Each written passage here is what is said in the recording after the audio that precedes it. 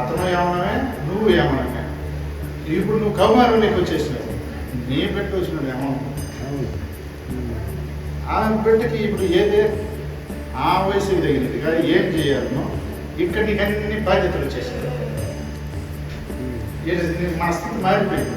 ఇప్పుడు మన మనసు ఏం చెప్తాను అంటే నీ బాధ్యత నీ బాధ్యత నీ బాధ్యత అంటాను. ఒక్కసారి నువ్వు కూడా ఏమన్నా వెళ్ళిపోయినావు అనుకో, ఎట్టుంటుంది అప్పుడు? ఇద్దరు కూర్చొని ఎంజాయ్ చేద్దాం రా, నువ్వు ఎందుకు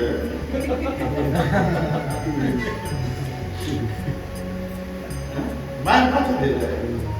అందుకే ఇప్పుడు అక్కడికి వచ్చే కొద్దికి నీ బరువు బాధ్యతలు అన్నీ వచ్చేసినాయి. నీ యొక్క స్థితి మారిపోయింది. బిడ్డ అడిగి వచ్చినాయి. నువ్వు వృత్తాప్యం అయిపోయింది. ఈ గోపురం వచ్చింది. స్టేజ్ మారుతా ఉన్నాయి. అందుకో ఆ యొక్క దీనిలో ఎందుకు చేయలేదంటే ఈ పరిస్థితి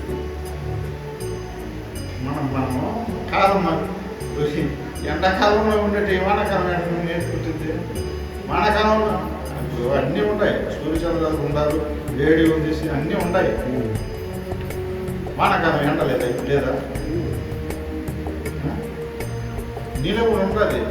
బాధను తెలుసు, ఇబ్బందులు తెలుసు, కానీ బాధ్యత లేదా చేయాలి అనేది మనల్ని కరంతానే ఉంది.